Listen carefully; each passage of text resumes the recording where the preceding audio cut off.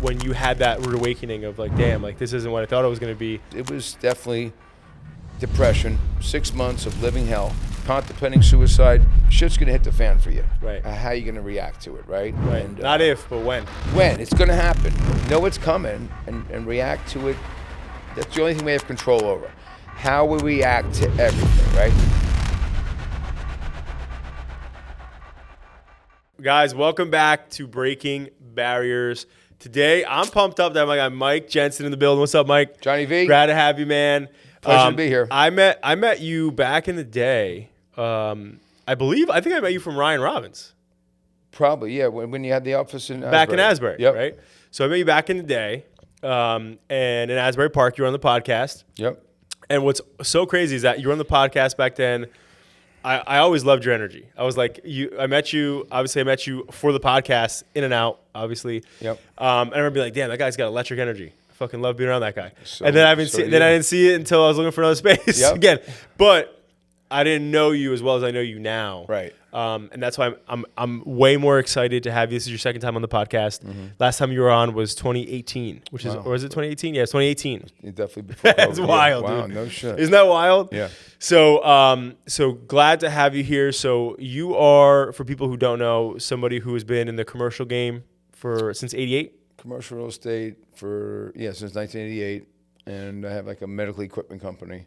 Yeah. Do that and just a hustler. And you've been now so you came from New York to here? I'm Staten Island originally. Okay. Went up to Rhode Island. Went to University of Rhode Island, and then moved down the Jersey Shore, like in '88. '88. Yeah.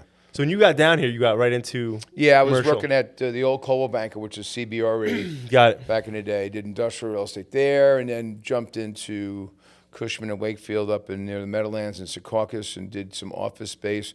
Then took a little hiatus, kept my license alive, and opened up a medical equipment company, which I still have today. DME, durable medical equipment, and we still do that. But I'm back selling commercial real estate full time for the past 14 years. Oh, nice. Because it's tough to make a living in healthcare. Period. But it's going There's so well. many changes. So many changes. You got to rely on the insurance company to get paid. That's what I was gonna say. I mean, a lot of our PT clinics that we work with, dentists, like it's all about pediatrics, like everybody's getting crushed with the insurance. You got to be. They're the big. Big bullies on the block. You got to be. You got to be real aggressive with them. Right. Yeah.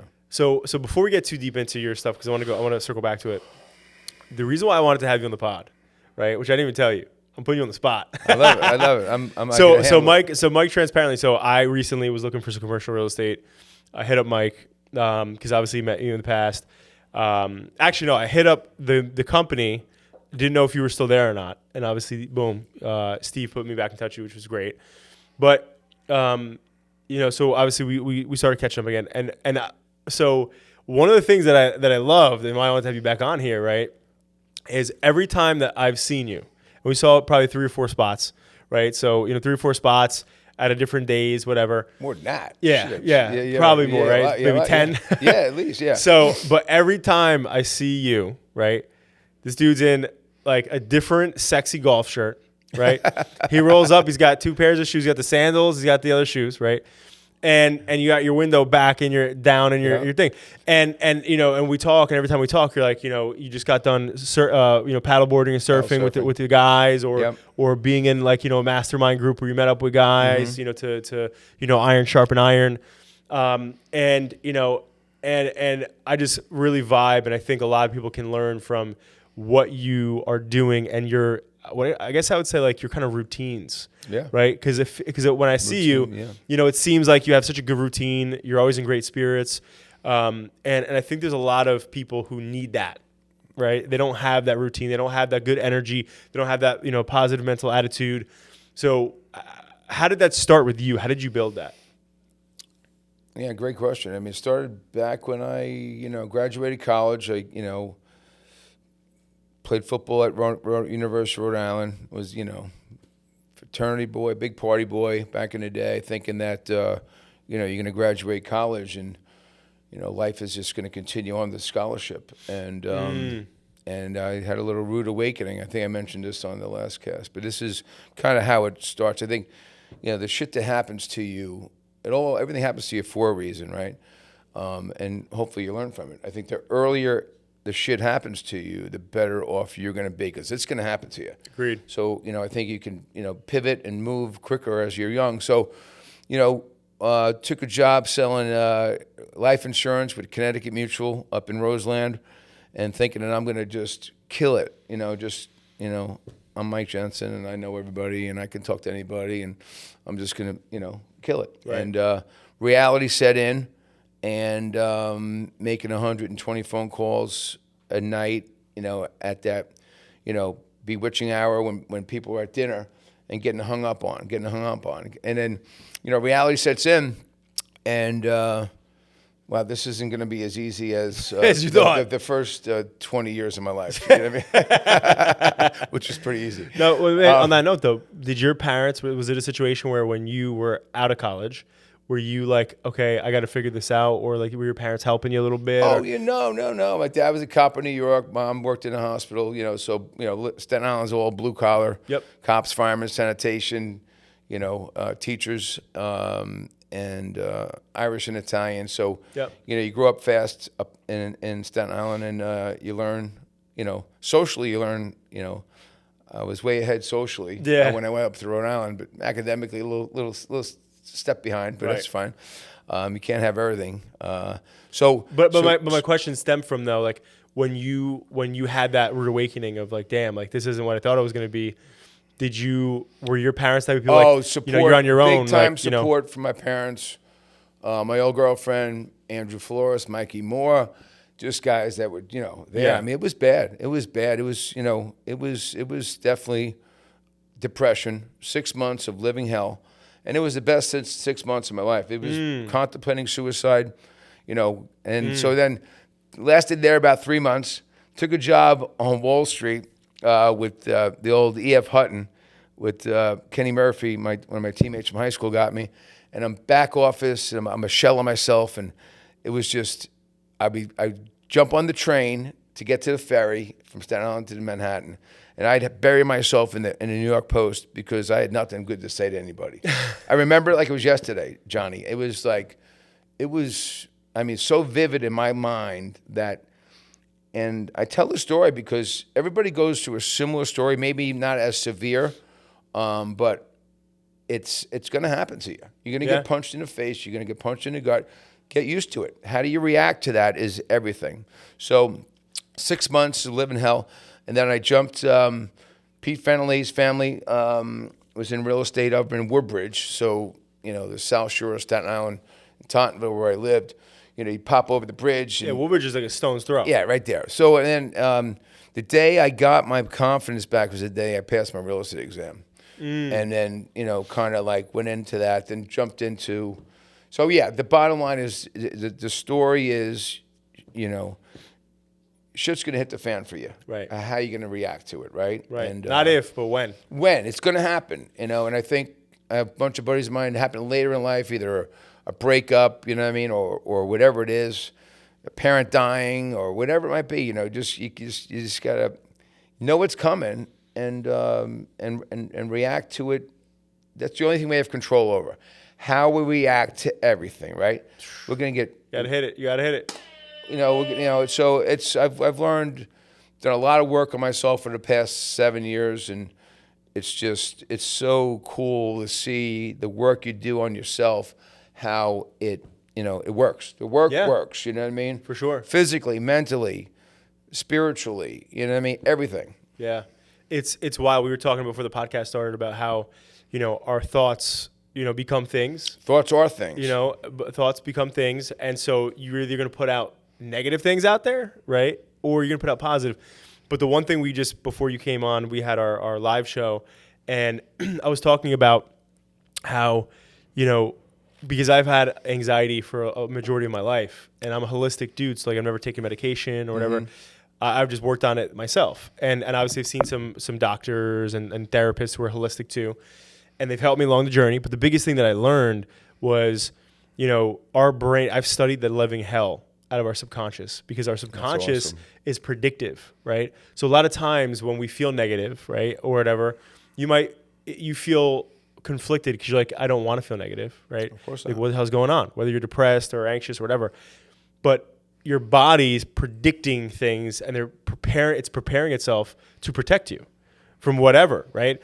And even if it's wrong, right, it's your job, right, to obviously meditate on it and to make sure that like you are preparing yourself with positivity versus the way you're feeling. Because those two, like where I've had those moments where it's like, okay, I'm feeling anxious, right? It's like my body starts the heart starts beating faster, all that crap. Mm-hmm. And at the end of the day, it's one of those things where it's like, when I said to myself, hey, this is just your body preparing to protect you. You're all good. You're good. It's fine. We're going to get through everything. Boom, you're good. And a lot of times people don't know that because your brain is set up to protect you at all times. Yeah, so it's predicting you're in that things. fight or flight mode. Correct. So you got to you're going to have negative thoughts. So you got to try to let them pass, right? Exactly. Let them pass.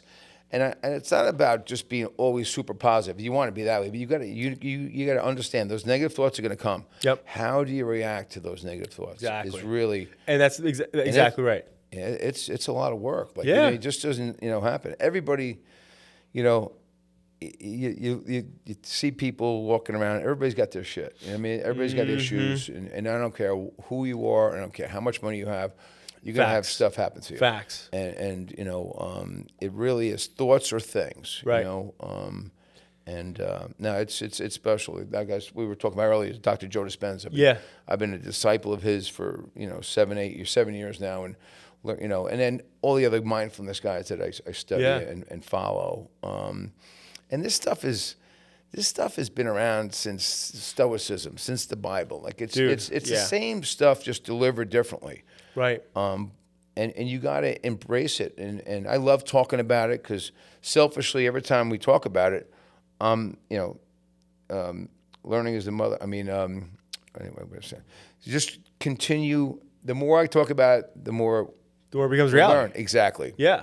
Well, do you know what Marcus Aurelius is? Of course. Yeah. So Meditation. one of our, we have a big internship program at Monmouth University, and their person who conducts that internship program for Monmouth gave me the Meditations book from Marcus Aurelius, and I love it, and I read it, and it's so interesting. I got it like 3 or 4 years ago, and I still read it every year, and I'm different every year. So when I read it, I read it from a different perspective. Big time. And what's so crazy is, Marcus Aurelius said, like you just said, hey, the richest guy that or that I know, he got his own shit. Everybody does, right? But he talked about how he grounded himself, where once he became, the emperor, right? Because do you know how he became emperor? Go ahead. In a nutshell, the emperor at the time when he was a kid took to him because he was already building and doing stoicism and philosophy when he was young. So he said the emperor at the time was like, hey, to his actual son, I want you to adopt him, and I want him to be your next person. That story. So he never wanted to be, never chose to be, none of that, right? He didn't have a choice. He didn't have a choice, but that's what made him the greatest in the Roman Empire, because he spent all of his time like learning like philosophy and the way that we think and the way that we learn and how to react and all that stuff like that. And then by the time that he was emperor, he was so like humble that he still didn't have any ego. He didn't get into that before the ego. Correct. Because he never fought for it and wanted it. He was destined to do it because of the first emperor. But my whole point is that he slept on the floor like poor people, even when he became emperor. He had one person designated to his assistant, always told him, every time something great happened, every time something like amazing happened, you're just a man. Right. Right? He's not a god. He's not whatever. You're just a man. Right? So like he always humbled himself. And I think that's why like anytime, and I've said this on multiple podcasts, but it's funny, anytime I've had something huge happen, right, at Adapting Social, I'll never forget when we opened our Wall Street office. This is back in like 2017. I was super pumped. We were like, oh my God, this is super exciting. We had a client, who had a building, gave us a good opportunity. We jumped in, but it was right on Wall Street. I thought I was Don John. I was like, I made it, right? Yeah. And 2 minutes later, one of our biggest clients, like legit, like we went there, saw it, we shot some content. 2 minutes later, at the time, our biggest client, was exiting their business, and the other company had their own company already, a marketing company, so they didn't need us. But that was a huge billable for us. So it was like, boom, right in the where the sun doesn't shine. Absolutely. and every time in life that I've been through those things, it's like moments like that will happen. It's like, oh, when's the other shoe gonna drop, right? But It's going to drop. It's how do you react to it? Correct, right? And ultimately, again, like if you change your mindset, one of the things that I love, and I got, you know who Ryan Serhant is? He's like the real estate dude on TV. Yep. So I had Ryan. I hired him to be my keynote speaker back in 2019 at my event, Adapt and Grow. And he taught me something. He goes, I have a million things happening at all times, right? Like always 10 million things are happening. He goes, but like a lot of bad stuff is always happening too. And he goes, and for me not to be depressed or sad or mad or whatever, he's like, I'm always like just in my head, like what, like because there's so many things happening, so many bad things happening. How can I make sure that my mindset is good? So he started writing down in his calendar every time something bad happened. He wrote down like and journaled about it. And then at the end of every month, he'll look back and he goes, and John, I've been doing it for 2 years. And he goes, every time I look back, it was never a big deal. Exactly. And so his mindset changed, but he's like, I always had takeaways from him. So he's like, yes, when bad shit happens, like let them happen because I had an opportunity to learn and grow. John, So they say 98% of the stuff that happens to you, you think about it. 98% of the things you worry about never happen. right. Think True, about that. True. Think about that. And it's easier said than done. Think about that. 98%. Why are we worrying about it? You know what I Right. mean? But you have to train yourself not to. Yeah. Again, thoughts are It's things. the dog with no teeth that you're terrified of, Exactly. Exactly. Exactly. And it's crazy. But let's shift gears for a sec. So in the commercial real estate game, for people out here that are listening in right now, obviously COVID, like, from certain perspectives, people thought like, oh, commercial real estate's dead. Like nobody's coming back in the office. Depends where you were. I mean, like if you were in, I wouldn't want to be at the time talking to my buddies. I've been, In New York, right? in New York or even North Jersey. It was tough. So down here we benefited. Because people were all coming down here. Moved down here. Still happening. So Yeah. we are definitely benefited from, the mass exit out of the city, Right. down the shore. Who's not moving their business down here? And no, it's been good. It's been really good. Yeah. And we're aggressive. We answer people back. We we call people back. We work. Get up and go to work. Good shit happens. Yeah. This is why I love working with you particularly, because it's like, I know that you would never want me to be in a place that's not good for me. No. And that one building that we talked about before was like, it wouldn't have been your place. Yeah, a sale could just be a sale, but like what I like about working with you is like you got my best intentions in your heart. Or my reputation is the only thing. At the end of the day, it's all we have. Like Besides your golf swing. No. I mean, I play golf. I enjoy playing golf, but that's not anything I'm really good at. But that's all right. But yeah, no, exactly. So at the end of the day, Johnny, you look yourself in the mirror. You put your head on the pillow. Did I do the right thing today? Right. I'm gonna on my gravestone, it's not gonna. I'm gonna make sure I didn't mess with anybody. Didn't treat people the wrong way, and that's more important to me than making an extra $100,000 a year. You know what I mean? And So far in your life, what would you say has been your single most greatest accomplishment? Oh, having my two boys, Ryan and Devin, being a father, without a doubt. What do you want? So when you're not around, do they have kids? No, nope. Ryan just got engaged, and Devin, they're 28, 26. Okay. Yeah. So when they have kids, and like they're in the future, right? Like, actually, I'll use this in a different way. When your boys are in a room and you're not there, and people are like, what's your dad like? What do you want them to say? Like your legacy. Well, they I know. I've heard him say it. I mean, I am who I am. Like, I'm not. What you see is what you get. Mm-hmm. Just a good person.